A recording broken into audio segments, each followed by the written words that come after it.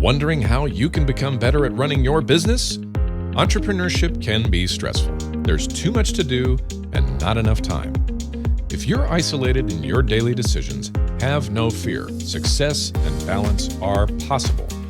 Welcome to the Small Business Answer Man podcast, where you master the art of running a successful business using practical advice from experts who want to help you succeed. Now, here's your host, Gary Wilbers.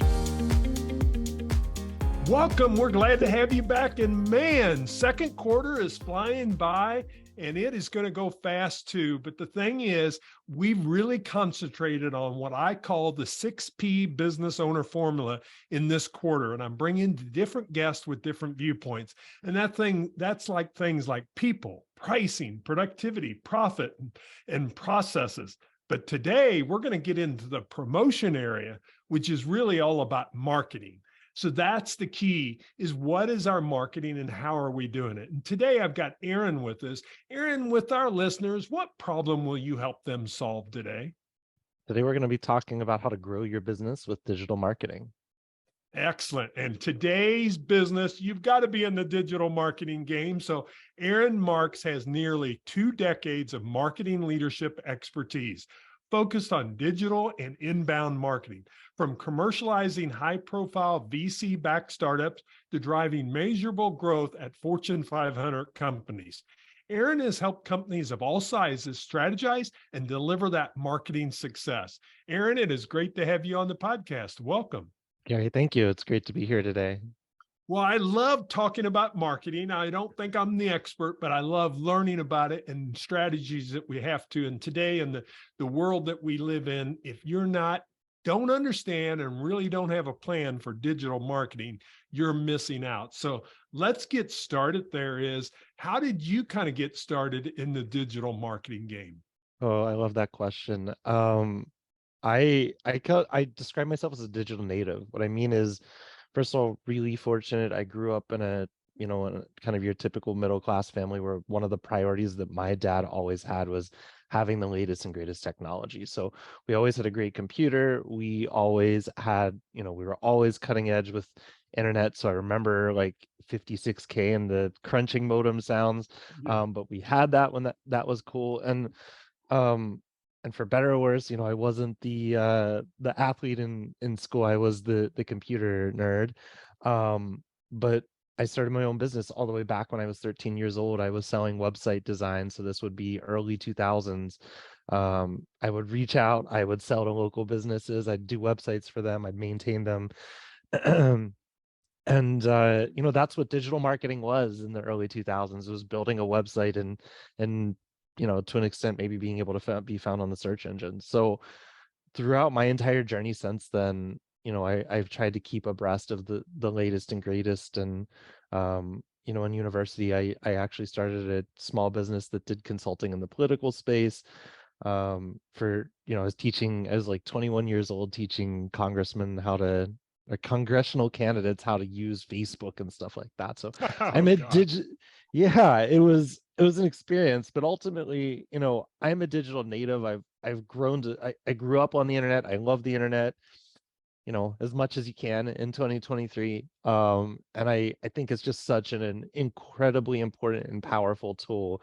And I think the statistic is something like 70+% of purchases, and I mostly do B2B marketing, but B2B purchases start with a Google search. So I think that really quantifies, if you want to, the importance of digital marketing today. Yeah, and I think that's so crucial, and it's kind of interesting to hear your story and see that entrepreneurship always came in starting at a young age. But for our entrepreneurs and business owners, I'll be quite honest, a lot of them feel overwhelmed, challenged, not sure where to start, just whatever words you want to use there. So what I want to do is kind of really having them think about, and I know you have this expertise of what the buyer's journey is and really how they can understand that. Because the thing is, you're not just promoting stuff in the digital space. We all know we have to have a website now, but websites are changing, especially with, 3.0. Things are going to be changing, but let's really get back to what we're trying to do. Ultimately, you're trying to educate your buyers to get them to purchase. So let's talk a little bit, if you don't mind, and kind of your philosophy behind the buyer's journey so people can really understand that. Yeah, I think, especially again talking from a business to business perspective, that buyer's journey, we like to think that it's pretty straightforward, or that it's linear, and that it happens pretty simply, but that's not really true, right? If you really are able to zero in and follow data about the journey that one person goes through, it looks like this, right? Not like this. Right. And and I think that that's really important. I think the other side of this is that most businesses are really good, in my experience, at serving a part of the journey. My experience is the vast majority of the time when I'm talking to a business, they're really good at serving the bottom part of the journey. They're great about talking about their products. They're great about talking about themselves, um, brochures, catalogs, data sheets. But when you're talking complex purchases, people don't just wake up and say, I'm going to buy this $10,000 widget today, right? And especially in the B2B world, it's not like one person has that autonomy anyway. It's a multi-person decision, and they're all going through their own journeys. So, being able to serve people at the bottom of the funnel when they're ready to buy is great, but the B2B Institute from LinkedIn's advanced, a statistic that 95% of your buyers are not in market at any given time. So being able to take them through that rest of the journey is really important, because if you're not doing it, one of your competitors is probably doing it, and they're probably going to win the business. If you get them early in the journey and you build trust and take them through all of it, they're probably going to buy from you or from whoever provided that experience. Yeah, I think that's crucial and stuff. So can you share some strategies of how you would kind of tailor that marketing to try to get to their ideal customer? Because the problem is they don't get to the bottom, they don't drip till they actually get the information they want. And like you said, their competitors, if they're not doing it, if their competitors figure that may be their challenge of why their sales are weak right now. That's right. So, when I'm having this conversation with a client that I'm consulting with, I often start by just showing them this graphic, which anyone can download. It's called the Just 3. It's an agency that's been around for a long, long time. Just 3 content grid. And it basically is this really nice graphic of, down and to the right is essentially your linear buyer's journey, and shows all the different types of content that you should have and create, and assets that you should have. And I often start with that because it's just such a wonderful graphic. It's a decade old now, but I still keep a printout pinned behind my desk, as I always have throughout my career, because it's such a useful resource, and a great starting place is to look at that, look at the journey that's mapped out on there, and just go, what do we have and what are the gaps? And that's a really good way to get started, is to just say, what are the gaps? Which of these also make sense for our business? Which of these can we create? Which of these might be too much, too ambitious, all of that. But, looking at that and doing it in a visual way, I think is a really great place to get started. And, again, that infographic is a decade old, but it still serves an incredible purpose today. Yeah, and I think that's the key, is you've got to figure out what do you need, and then got to decide, do we have the expertise in that? And maybe you can't get it all overnight, but what can you start with to create that's there in each one of them? And you talk about with Aaron, with your all, as you consult with them and really try to work in that B2B space. But I know you're willing to share this with them, but I thought we could talk about too, is some surefire marketing strategies. It's a playbook that you have available that you're going to offer to the guest and stuff on that side. But let's talk about what can they expect in that, to be able to get some marketing strategies that they can start implementing. Yeah. So to me, when I talk about strategy, I'm a big believer that your marketing strategy comes from a business strategy, right? So what do I mean by that? Simply put, is, you know, a lot of people wake up and they just say, hey, I'm just going to try to do some marketing, without kind of answering the why behind it. And the why behind what types of marketing you do should be rooted in, what are you trying to accomplish as a business? Well, I guess it's what you are trying to accomplish as a business, plus what your buyers need and want. right?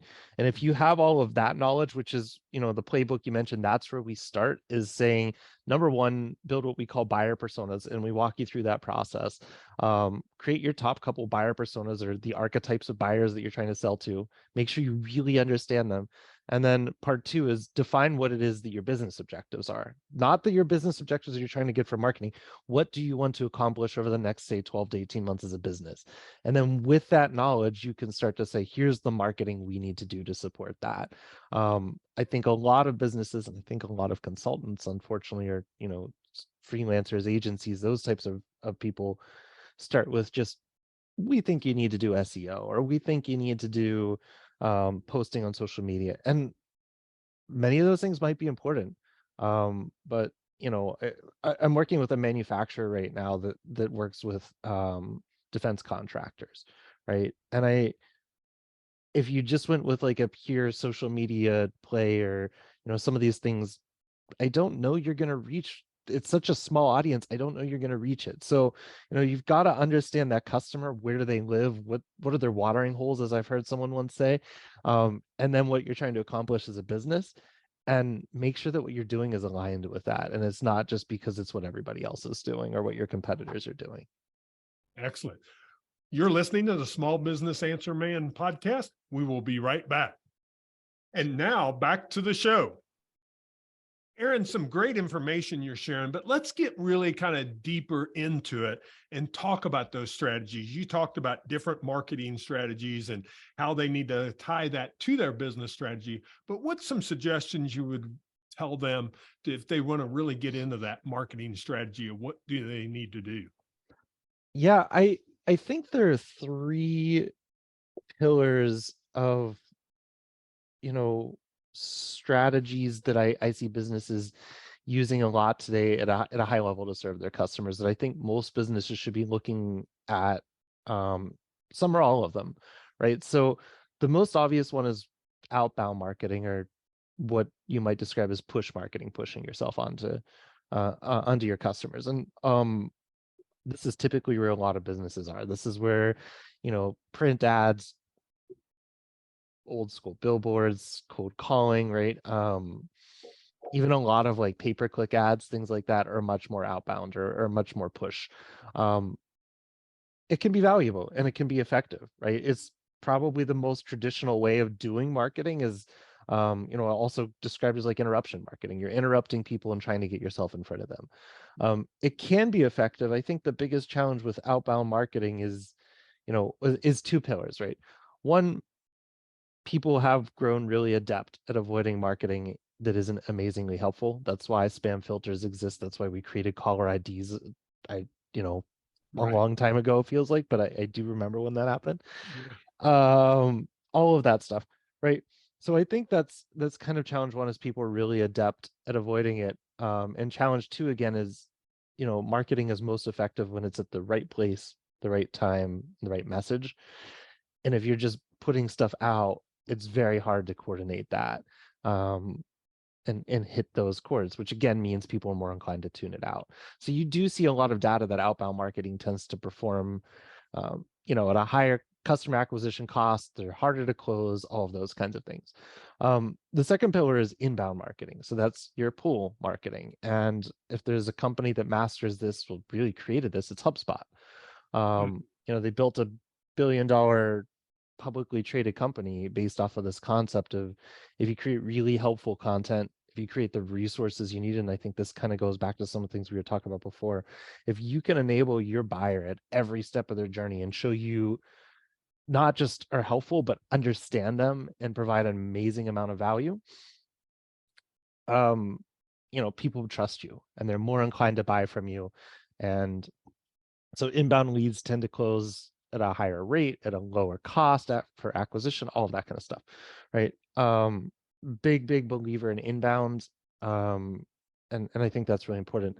The third one, and this is very much kind of a business to business play only, but is kind of at the peak of its hype cycle, but I think for good reason right now, is account-based marketing. That's where, if you think of inbound and outbound as throwing a a net into the ocean. You're like, hey, I'm going to catch a whole bunch of minnows and little fish like that, and maybe there will be one or two big fish that randomly get caught if I'm lucky in there. There will be a whole bunch of stuff. Account-based marketing is like spearfishing. It's going out and saying, hey, I want to acquire a whale that has super high value, and so it's getting hyper personalized on specific accounts that you want to acquire. So going back to that business I was talking about before, that's in the manufacturing sector and serves these like DoD contractors and things like that. Outbound could work. Inbound, sure, it can work, right? I mean, people are going to go search for their widgets sometimes on Google and things like that, and being able to help is important. But I think that ABM play is such an important one for business like that, where you just say, hey, we know that these 25 contractors are key customers. Let's become really good at kind of wrapping our arms around them and adding enormous value, personalizing ourselves to them, and winning business that way. So to me, those are three kind of key strategic pillars that every business should be looking at once they are starting to think of it, once they understand who the customers are and their business objectives. Yeah, and the thing is realize that you have to have a little bit of each of those. But I love in the Yep. business to business concept of that account-based marketing, because who are some of those? It may not be 100. I just got done reading a book by Chet Holmes, and he talks about that concept of really your dream 100 could be your dream 20, but Yep. who's some of those clients, and really targeting them and really getting creative in the way that you do it. To Yep. really be able to get that type of client. And in business, that becomes a key, because that can make a real big difference in your business really fast in those areas. But you're not going to get that client with one little piece of message that's out there. It's going to take an effort, and it's going to take a time frame and a considerate effort that you're doing in those areas. You talked about in your Surefire marketing strategies, the playbook, a little bit about this, but let's talk about that, because I think people have heard this, but I don't know how many people really take the time to truly understand their customers, and then to really dial in these personas and to get that down, and how crucial that is. Because if you're speaking to someone, you're only speaking to everyone. But when you dial this in personas, you really start to speak to your clients that you're trying to get. So share with me what strategies you would give them for that. Yeah, I will say it. I loved how you said that, because I had a team member who worked for me once and she used to say, if you're trying to speak to everyone, you're speaking to no one. Right. And I think that's exactly right. And even if I think B2B marketers often think that they're selling to companies, right? I sell to a company, I'm going to write for a company, but companies don't buy, humans buy.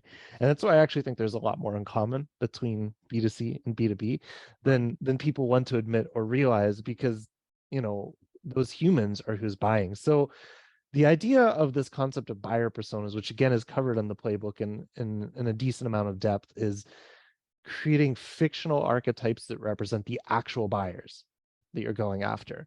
And I think that's a really important exercise, and especially in support of your outbound and inbound strategies. Really understanding who are you. There's probably, depending on how complex your offering is, there might be a lot of personas. So if that's the case, start with a couple, right? 2 or 3, because you can't serve 20 personas. And then it's about understanding what are their goals, what are their challenges, again, what are their watering holes, where do they go for information, and how do you put that all together to create content that's, again, right message, right place, right time, the content that they need throughout that journey. So you can look at that map that I talked about and say, hey, we don't have blog posts and ebooks for this person, so let's write an ebook, let's write 10 blog posts specifically for this persona, focused on answering questions related to their challenges, their goals, and to an extent, how you can solve them. If everything, and I think this is a big challenge I see, is businesses that everything they've written is how they solve them and about the company. And yeah, I mean, you're smiling because you get it. That isn't how you build trust, and that's not how people do research. How you build trust is to give people really fantastic resources throughout that journey. And I think that's basically how you approach it. Like I said, the template that we use, which is included or outlined in the playbook is the first thing is demographics, psychographics. What do we know about, demographically? How do we put ourselves in their shoes? Are they 35 working in HR at a Fortune 500 company, whatever it might be? The psychographics, what is it like to interact with them? How do they act? Where do they go to do the research, those watering holes again? What are their goals? What are their challenges? How do we solve them? What are common objections? Things like that. And then how do you message it? And if you think through those pillars and really close your eyes and try to put yourself in the shoes of that buyer, that's how you're successful from a persona perspective. Yeah, and that becomes so crucial. And the nice thing is he's going to give you the playbook. So it's going to be one of the items that you can pick up. So definitely realize that that's available. It's free on his website, and we'll give all of that information here at the end, and we'll have it in show notes for you that's available. We've got just a couple more minutes left, but Aaron, I wanted to make sure we covered this because we talked a little bit about this earlier and we kind of set it up in the front part. Now we're getting into the details of how you've really got to tailor that content to be able to target. Now we know who their personas is. Number one, we can do a better job if you know their personas. So that helps. But how can we tailor that content to really, so we're speaking to them and they realize, and really it grabs their attention because we're actually targeting the right folks now? Yeah, it's a great question. And I think there's two sides of this. I think that there's always debate about, like, is content marketing dead? And most people, I would agree, content is very much still alive. But versus when I got into doing inbound, which is now 11 years ago, it's crazy when I think about that. Back then there was a lot less content than there is now. Everybody's creating content. So the key is, one, understanding those personas, like we talked about, deliberately putting in time up front before you start writing content to not just have a cursory understanding, but to formalize them, capture them in some formal format, whether it's our template or something similar to that, and treat that as a document that you update, come back to, and reference, right? So number one is really deliberately understanding those buyers, their goals, their challenges. And the second thing to me is really thinking about, how do you put unique, valuable content out? And those are different things, right? You could write really unique content that is totally not valuable. You could create really valuable content that's not unique. If you can really excel at both of those, that's where you really make an impact. So, if you have a brand that really has some strong beliefs and some strong, unique approaches to the way you do things, that puts you in a really strong position to say, let's bring that. Now, let's not talk about us, but let's bring those beliefs and systems into this content that we're going to write. And that's the difference, right? And that's why despite, Chat GPT, for example, being all over the news, I think we're still further away.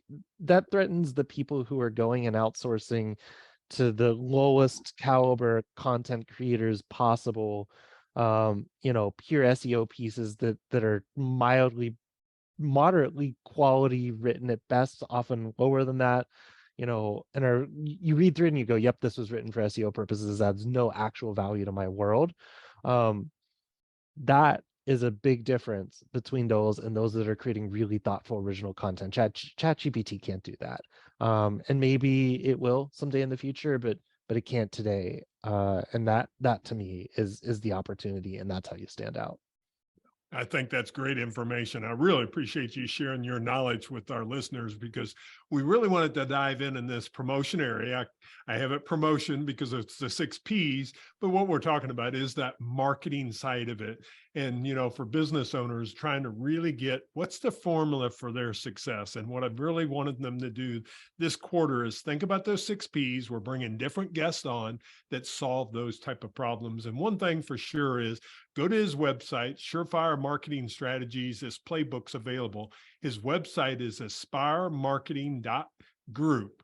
And we'll have that in show notes. So it's Aspire Marketing. Aspire is ASPIRE, marketing.group. and you can get that download of Surefire marketing strategies that's available, that's on his website. So please check that out. You can also check him out on social media. He's on LinkedIn, also on Twitter, and we'll have all that in show notes that they can reach out and be able to get to. So Aaron, I truly appreciate you being on the podcast. I have one more question though for you. Can't let you go just yet because I ask every guest this question. I want to know what you think your best business advice you would give the business owners and entrepreneurs. Yeah, while we're talking about marketing, that's my background. So, I think everything you've heard today kind of summarized really simply is this. A lot of business owners feel like inclined to go do random acts of marketing, right? That's, hey, my competitor is on LinkedIn, or my competitor is on YouTube, or they're blogging, or whatever it might be. We should do that exact same thing. Before you go do a random act of marketing, which I've heard one too many times, I'm doing this thing and it's not getting a result.